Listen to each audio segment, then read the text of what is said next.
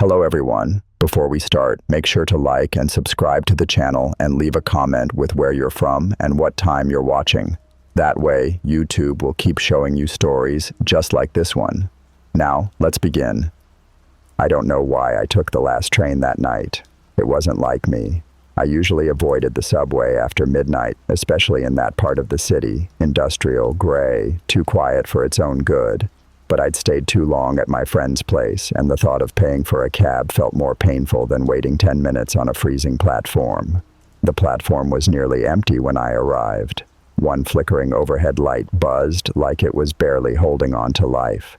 The others were already dead. A man in a janitor uniform mopped near the stairs, moving in slow, mechanical strokes. He didn't look up as I passed. Something about his stillness unsettled me. I shook it off. The train was already running late, 15 minutes behind schedule, according to the outdated screen above the ticket booth. I sat on the cold bench, scrolling through my phone, trying to distract myself from how loud the silence was. No one else had come down, just me and the janitor. And now even he was gone. I checked my phone again. Still no signal. That's when I noticed the air had changed. It wasn't just cold. It felt damp, like the moisture you breathe underground, deeper than the city's bones. The fluorescent lights dimmed even further. I could barely make out the end of the tunnel anymore, and then I heard it. Not the sound of the train, not footsteps, not voices. It was humming, a soft, tuneless hum, coming from the far tunnel where no train had yet appeared.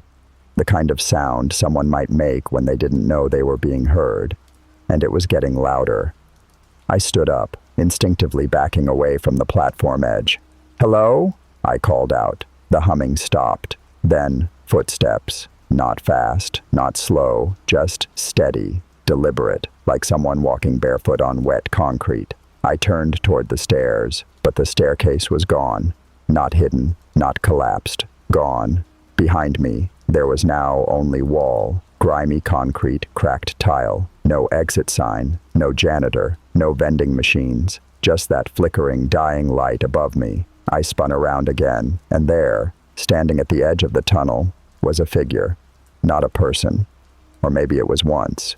It was tall, thin, wearing what looked like a subway uniform, soaked through like it had been submerged for hours.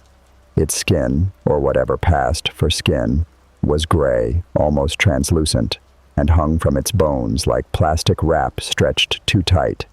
It didn't move toward me. It just lifted a hand and pointed toward the tracks. Then the humming started again, but this time it was coming from everywhere, and the train lights, finally, appeared in the tunnel. But they weren't white. They were red, and they weren't stopping. The red lights from the approaching train didn't blink, didn't sway, didn't flicker. They glowed like eyes, steady, deliberate, watching. The figure by the tunnel remained still, hand extended, pointing toward the tracks like it was demanding I board. I backed away until my heel hit the edge of the bench. I didn't sit. I couldn't. Every instinct screamed that something was terribly wrong. This wasn't a train. This was something wearing the skin of a train. It screeched as it entered the station. Not the metallic screech of brakes, but something alive, like a beast groaning from its throat. The windows were dark, but not because the lights were off. They were covered, from the inside.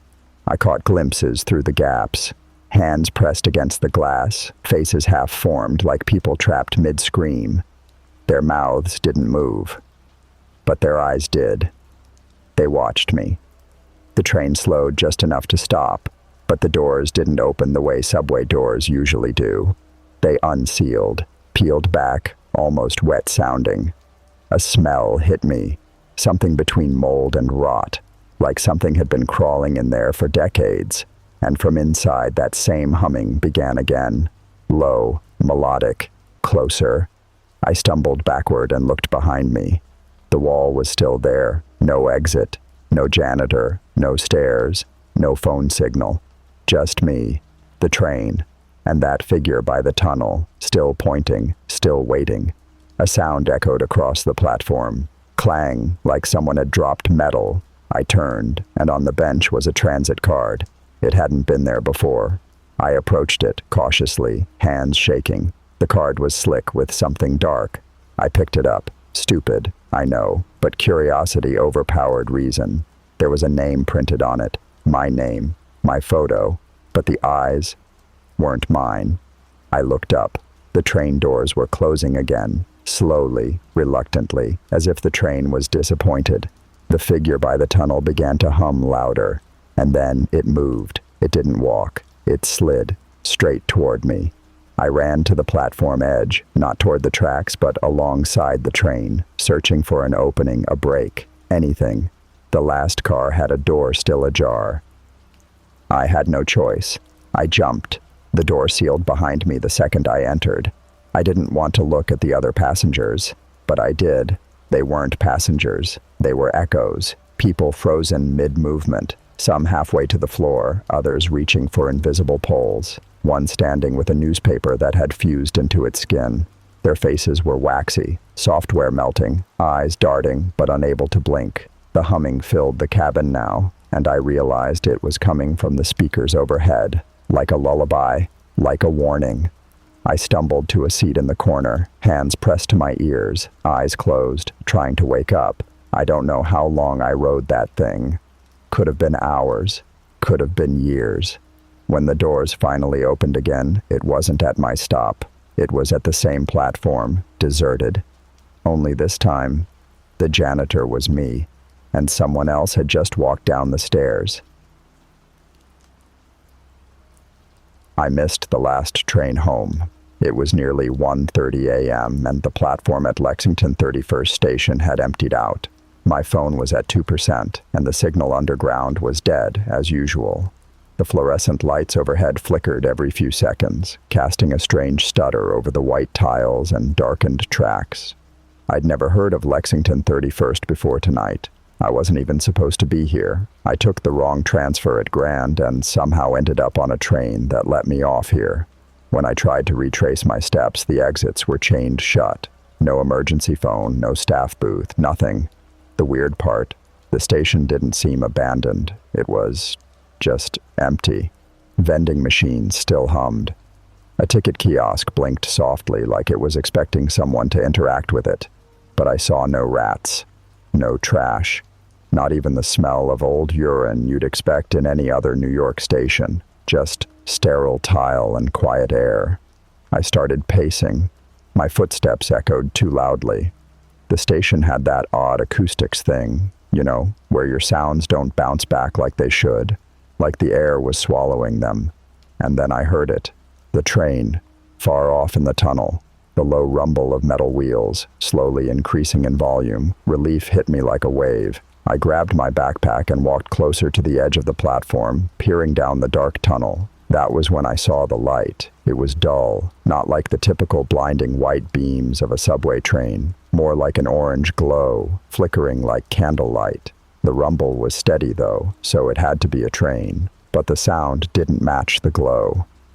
Then it stopped. No screeching halt, no gust of wind, just silence. No train ever pulled into the station. I blinked, frozen, eyes fixed on the tunnel. My heart thudded. I stepped back from the edge, just in case. My phone buzzed once, then died. I turned to look behind me. There was no one, but I could have sworn I'd heard a breath, someone else's. Quiet and wet, like something close. I spun again. Still nothing. But the air had changed, like someone was standing nearby, watching. Then the overhead lights flickered off completely. In the darkness, I heard the ding of a subway door opening. It had come in complete silence. No lights, no metal screech, just a soft ding. I took one step back, then another. My eyes were adjusting to the black, and a shape began to form. A train was there. A single car, no numbers. Its windows were blacked out. The doors were open. I knew I shouldn't, but I also knew there was no other way out of this station. I stepped inside. The door closed behind me with a whisper, locking out the world I knew. The air inside the train car was thick, moist and stale, like something had been rotting in there for years. I stood frozen just past the doorway. My phone was dead, but dim orange lighting lined the ceiling, casting a sickly hue over the empty seats. Except they weren't exactly empty. Figures sat hunched in the far corners, still, silent. I squinted, trying to see faces, but they didn't move, didn't breathe. The train started to roll forward, smoothly, quietly. No announcement, no stops listed on any overhead screen. Nothing. I moved slowly to a seat near the front, keeping an eye on the shadowed passengers. I wanted to believe they were just sleeping, but the longer I stared, the more I noticed things that made my skin crawl. One wore a decayed suit, like it had been buried. Another had a hand that seemed too long, fingers dragging near the floor, nails black and curling. And one seat was wet. I looked away. The windows were entirely dark, like we were moving through a tunnel with no end, no graffiti, no lights, just black. My ears popped, like we were descending. Then the whispers started, soft, unintelligible at first. It sounded like my name was being said, but garbled, layered under dozens of other voices. I turned around. The passengers hadn't moved, but the air felt closer. I stood. I couldn't sit still anymore. I moved toward the doors between cars. The rubber lining was torn, and the handle wouldn't twist. I knocked, pounded, screamed, but the train didn't react. The passengers didn't flinch. Then one of them turned their head. Its eyes were gone, just hollow sockets, black and dripping. It grinned. That was when all of them stood up. Not fast, not aggressive, just eerily synchronized, as if they had just remembered I was there. Every single figure turned toward me in silence. I ran. I sprinted down the aisle, banging on the other doors, screaming, crying. The lights overhead dimmed further, strobes of orange flickering with each flick of my heels. Then one of the doors opened. I didn't question it. I bolted through. The next car was completely empty, except for a mirror mounted at the far end, standing where no mirror should be. I approached it. My reflection stared back, but it wasn't doing what I was doing. It was smiling, and behind it, behind me, those figures were getting closer. I turned and ran again, crashing through door after door, but the train never ended. Every car had something worse, a row of child-sized mannequins with human teeth, a conductor's booth where someone sobbed behind a locked door, a woman humming a lullaby with her face peeled halfway off. I stopped running. I collapsed into one of the last seats, sobbing, begging for it to end. And then the train did stop, not with a screech, not with a ding, just stopped. The doors opened, and I stumbled out onto a platform I'd never seen before. It was daylight, crowded, loud. People bustled around me. Someone bumped into me, muttered a "watch it," and kept walking. I turned to look at the train, but there was nothing behind me, just a concrete wall. No tracks, no tunnel, no doors, just the name of the station chiseled above, Lexington 31st. I never found it again on any map, and I never used the subway after that.